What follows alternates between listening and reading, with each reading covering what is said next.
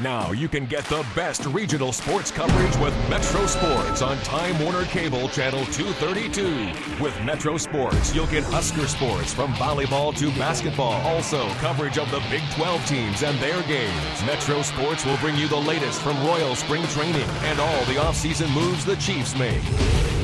From seasoned pros like Dave Stewart and Leif Lysick, watch Metro Sports only on Time Warner Cable Channel 232.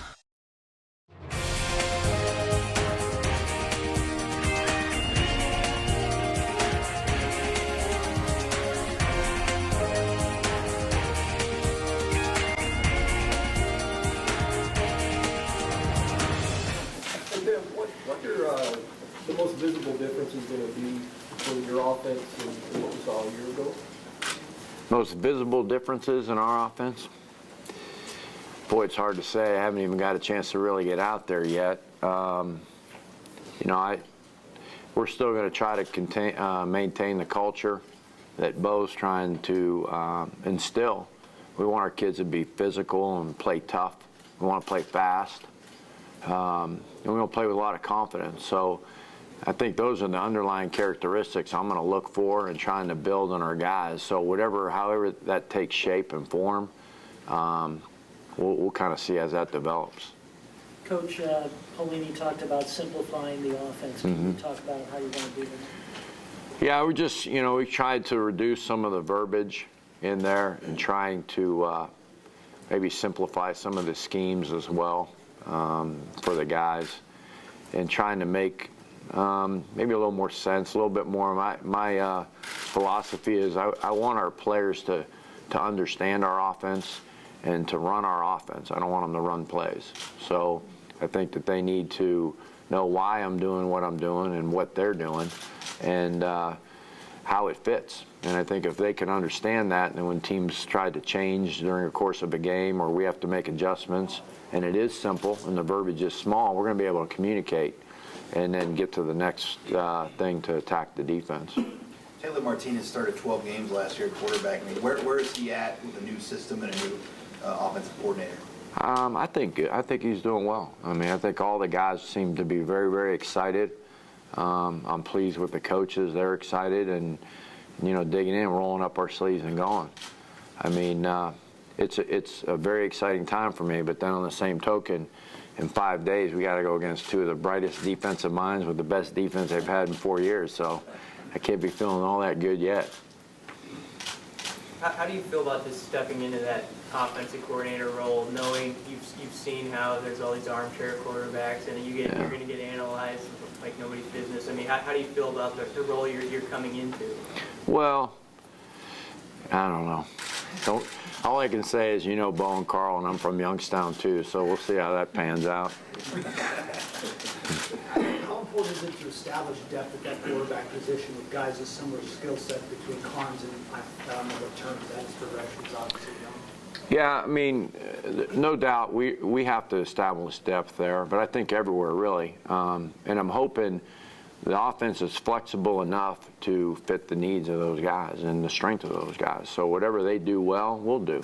And that's why it's really a simple game. I mean, it's go or they're not, and keep running what's working. I mean, it's not much harder than that. The game of football still comes down to blocking and tackling and throwing and catching and doing it better and faster and harder than the other guys. So in reality, it doesn't matter how you line up or what play you call, as long as they know what they're doing and they do it better than the other team. So that's kind of where our philosophy is going in, and depth is extremely important, but not just there, probably every position.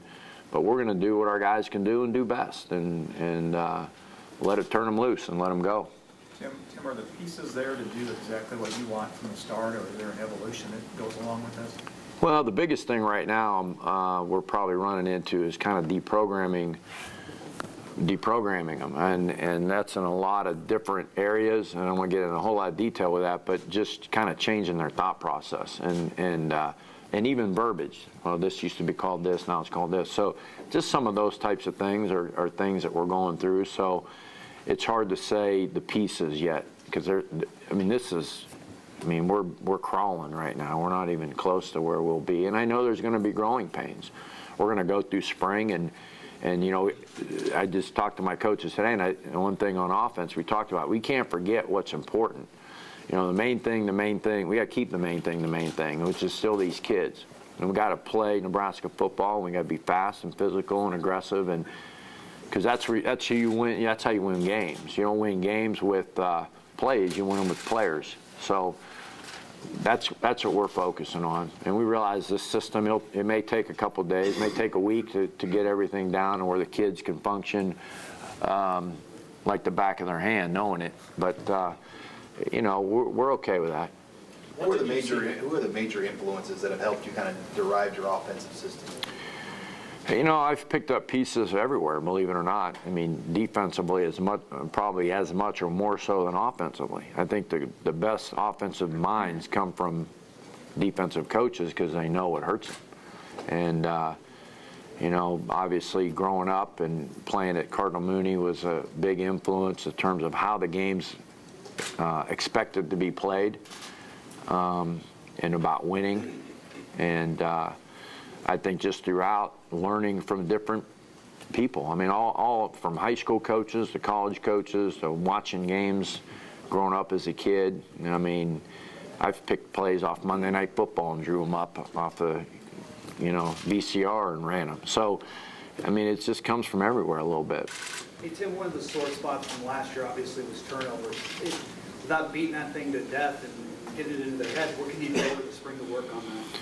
Well, I mean, I've got a plan in place. I'm not going to share it because they don't know it yet. But, you know, I just think that the team's accountable for it, penalties and turnovers both. So we have a plan, and I felt like at some other stops previous in my career, we addressed those issues in this manner, and it really helped them.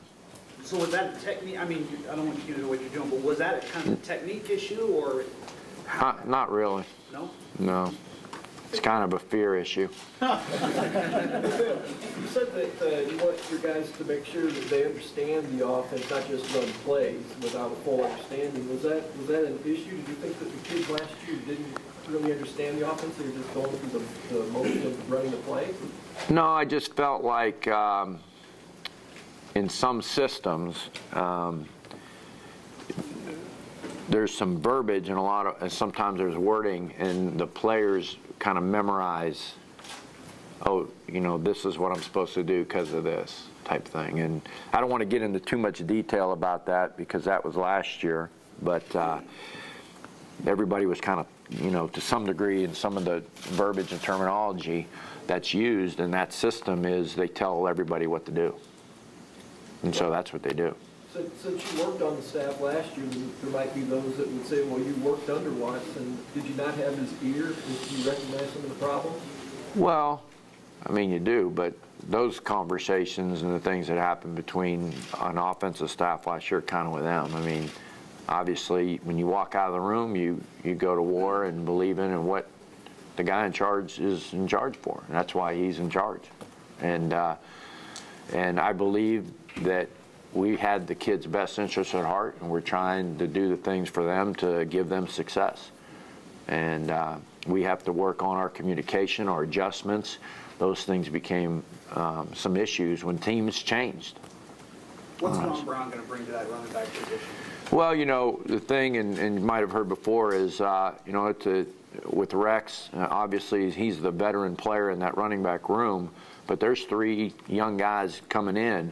And as Bo and I talked a little bit about, you know, where Ron would fit best, I felt like, and as Bo did, is that, you know, here's a young group coming in. They play tailback in the University of Nebraska, which is running back university as far as I'm concerned. And what better guy to teach about the legacy of the program, the toughness that it takes to play the position, you know, the integrity. What better coach than Ron Brown, and bringing him into that room with his experience for those young guys to get them ready to play, I think it was a perfect match for him.